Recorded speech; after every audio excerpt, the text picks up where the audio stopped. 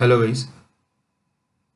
ये वीडियो जो है वो रिगार्डेड टू लाइन चार्ट, इसका बेसिक वीडियो है।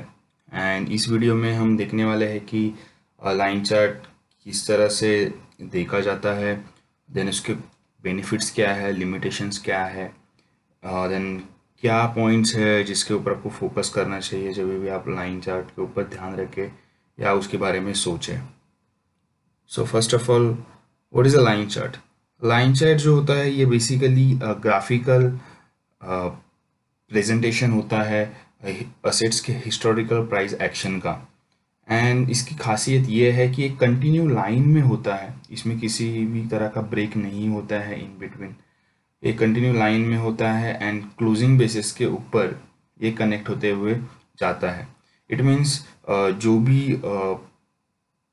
इंट्राडे ट्रांजैक्शंस होते हैं उनका इसके अंदर कुछ ज़्यादा इम्पैक्ट नहीं आता है।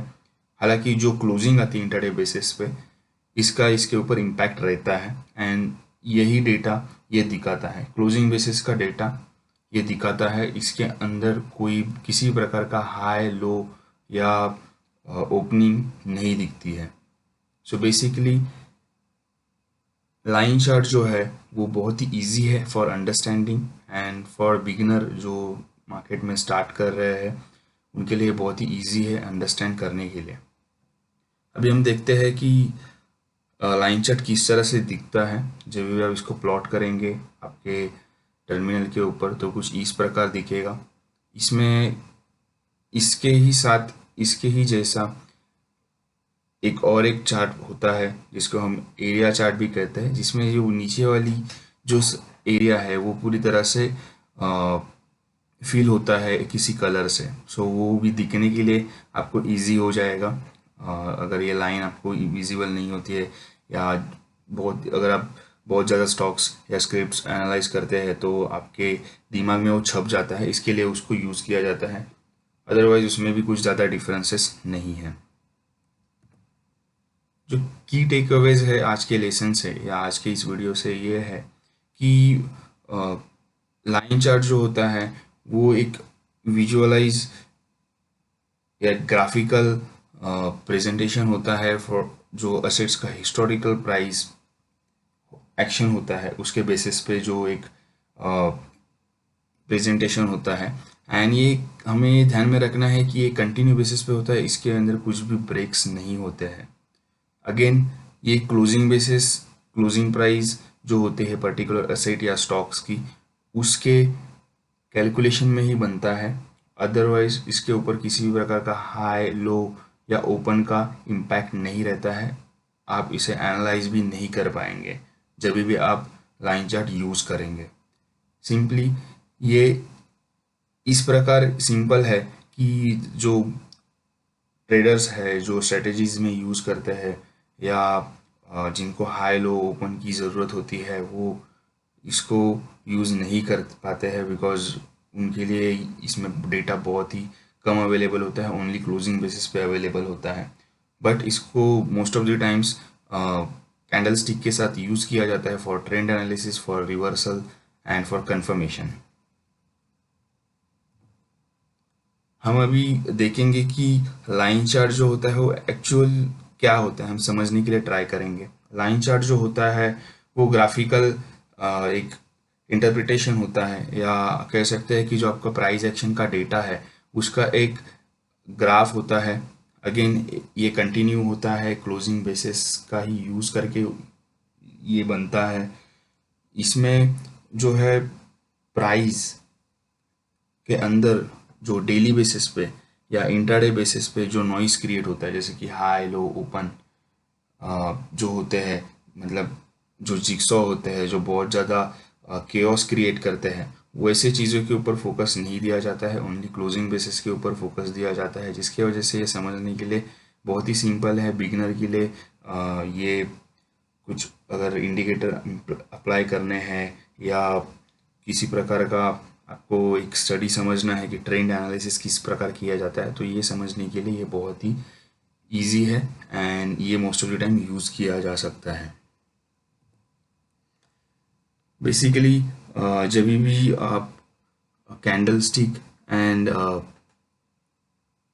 लाइन चार्ट होता है, इसका कोऑर्डिनेशन जब भी आप यूज़ करते हैं तो आप देख सकते हैं कि जिस तरह से इमोशंस जो है मार्केट के अंदर, ये आपको मतलब ये अगर आपने यहाँ पे अगर आपने शॉर्ट किया है तो ये जो ग्रीन कैंडल है आपका इमोशंस को बहुत ज़्यादा इम्पैक्ट कर सकती है।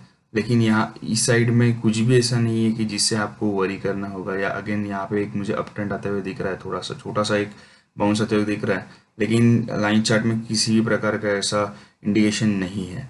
दैट्स वाई लाइन चार्ट ये most of the time candle stick के साथ यूज़ किया जाता है फॉर अंडरस्टैंडिंग कि किस तरह से मूवमेंट है या जो मोमेंटम आ रहा है ये ट्रू है या नहीं।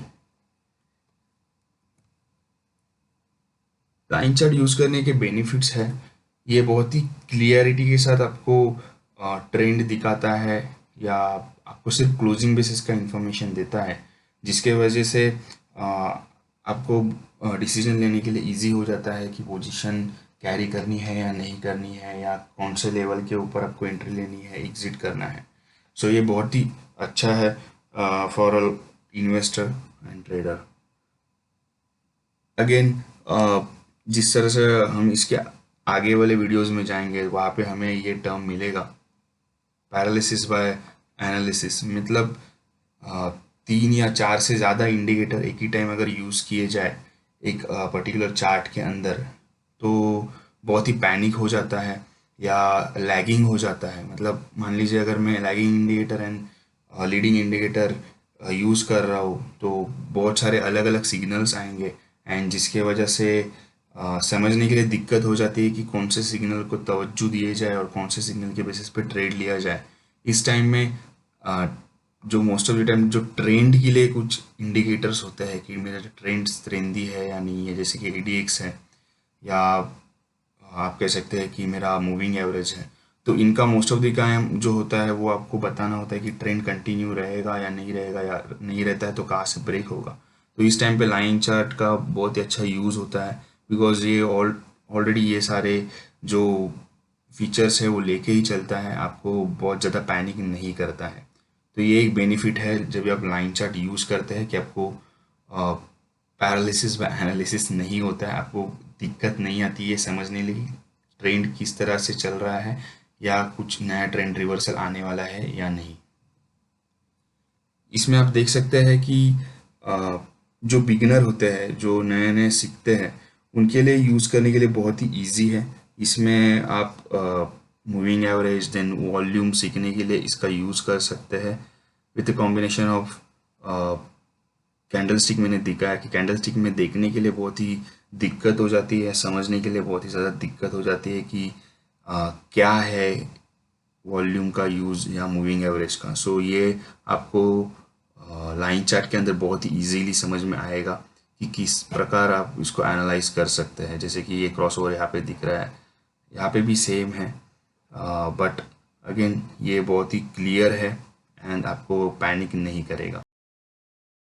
इसका चौथा बेनिफिट ये है लाइन चार्ट यूज़ करने का कि ये आपको सपोर्ट एंड रेजिस्टेंस लाइंस या लेवल्स जो आपको क्रिएट ड्रॉ करने होते हैं वो आपको बहुत ही इजी वे से, या आपको ज़्यादा कुछ सोचना नहीं पड़ता है ये ड्रॉ करने के वक्त, बिकॉज मेरे पास सिर्फ क्लोजिंग डेटा अवेलेबल है या यहाँ पे कौन सा नया हाई बना है, लो बना है, या क्या दिक्कत है जो चार्ट जो कैंडल्स में दिखती है डेली बेसिस पे वो यहाँ पे नहीं दिखती है। मुझे क्लियर इंडिकेशन मिलता है कि कौन से लेवल के ऊपर क्लोजिंग आया है या कौन से लेवल के ऊपर at the day and satisfy हुआ है ट्रेडर या इन्वेस्टर्स, जो प्रीवियस डेटा से मुझे क्लेरिफाई हो जाता है। एंड जिस तरह से मैं देखूँ तो यहाँ पे मुझे first resistance, second, third and उसके बाद जब ब्रेकआउट आया तो मुझे बहुत ही अच्छा एक रैली मिली 20% की।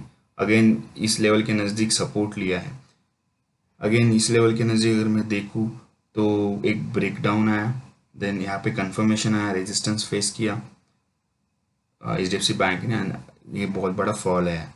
सो हमें ये समझना ज़रूरी है कि जब भी हम लाइन चार्ट यूज़ करेंगे तो हमें सपोर्ट एंड रेजिस्टेंस ड्रॉ करने में दिक्कत नहीं आएगी। ये हमारे लिए बेनिफिशियरी है when we are plotting a support and resistance line on a particular line chart. Fifth benefit ये है कि ये जो फॉल्स ब्रेकआउट होते हैं, सो उसको ये निकाल देता है। जिस तरह से अगर आप हम ये जो कंसेप्ट है ये बहुत आगे आएगा, लेकिन फिर भी मैं आपको सिर्फ बता रहा हूँ कि लाइन चार्ट जब भी आप यूज़ करोगे तो आपको ये बेनिफिट मिलेगा। आप इसको प्राइमरी चार्ट में मत यूज़ कीजिए, आप इसको सेकेंडरी चार्ट या रेफरेंस चार्ट जैसा यूज़ कीजिए। यहाँ पे मैं अगर देखूँ तो एक ब्रेकआउट आया है कैंडल स्टिक में। अगर मैं ड्रॉ करता हूँ, यहाँ से अगर मैंने ड्रॉ किया होता रेजिस्टेंस, तो यहाँ पे ब्रेकआउट आया, लेकिन ये फॉल्स ब्रेकआउट है बिकॉज ये क्लोजिंग बेसिस पे इस चार्ट में नहीं आया है। सो ये बेनिफिट है जब आप इसे सेकेंडरी चार्ट यूज़ करेंगे लाइन चार्ट को। अब हम देखते हैं कि क्या क्या लिमिटेशंस है जो हम फेस करेंगे लाइन चार्ट यूज़ करते हुए। मोस्ट ऑफ द ट्रेडर्स जो होते हैं, ट्रेडर्स इन्वेस्टर्स होते हैं, उनके स्ट्रेटजीज जो होते हैं वो डे हाई ओपन लो के ऊपर डिपेंड होते हैं। सो वो इसमें काम नहीं कर पाते हैं, वो इसका यूज़ नहीं कर पाएंगे। जैसे कि फॉर एग्जांपल अगर किसी ट्रेडर को HDFC बैंक लास्ट 20 डेज के ऊपर अगर क्लोज होता है, या लास्ट 20 डे के हाई के ऊपर जाके क्लोज होता है, तो ऑर्डर प्लेस करनी है या एंट्री लेनी है, तो इस सिचुएशन में लाइन चार्ट के अंदर जो डे हाई होते हैं वो नहीं दिखते हैं। सो उसको कैंडल स्टिक यूज़ करना ज़रूरी है या बार चार्ट यूज़ करना ज़रूरी है। सो ये एक लिमिटेशन है जो हम फेस करते हैं while using line charts.